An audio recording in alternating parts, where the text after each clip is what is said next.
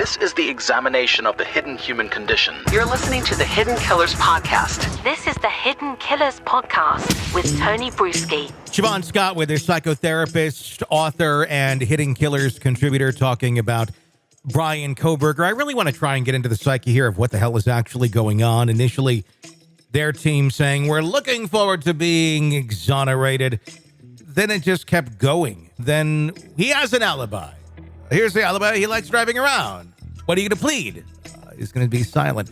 It just strikes me all as being very odd, not necessarily in the control, if you will, that I believe of his attorney. I feel like he's calling some of the shots here, and I feel like Ann Taylor is almost being held hostage in a certain way in terms of the decisions that he is making. What is going on here? Yeah, it seems to be kind of a passive approach, and it is hard for me to make a lot of sense of it other than it's a legal strategy, and it may be the best that the attorneys can come up with. How do you interpret the significance of Kohberger returning to the crime scene as indicated by the phone pings the next morning? Now, he was out for that late night drive, and then he just happens to be going back for another drive the next morning in that exact same area. Yeah, part of the fascination with serial killers returning to the crime scene is that going back and visiting the scene gives them, again, a sense of control, a sense of power, and a sense of pleasure.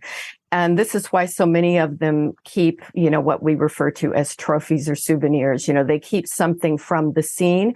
They often obsessively talk about, like we've heard with Huerman, talking to other people about, oh, do you know about the Long Island serial killer? And trying to bring this case up in conversation. They save newspaper articles. They watch about it obsessively on the news. All of the revisiting, whether they do it physically or they do it with items and news, it creates that sense of pleasure again for them. Was it an appealing option if he did this to commit this crime essentially within his own home zone? A lot of times you hear about crimes or killers doing these sort of things outside of their zone where they're less likely to be caught. I guess that's more so a statement of the past, considering the technology we have today. But sometimes that's done. To have committed this in your own backyard, was that something that is intentional because then he gets to soak up all of the attention, or even though it's not directed at him at the moment, but he gets to see the fruit of his labor in a very sick way?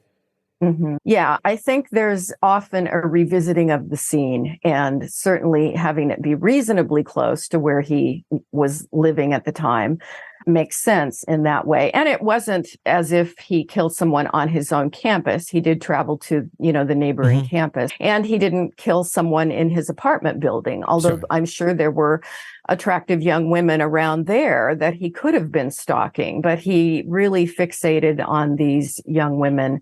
What was it, about 20 miles away or something? So it was a bit of a distance. It was a little ways away. You're right. I mean, it's close enough that most of the people there would say everything. I mean, it's relative because they're connected. People constantly go back and forth between those two towns, but still in a very close proximity to where he was at.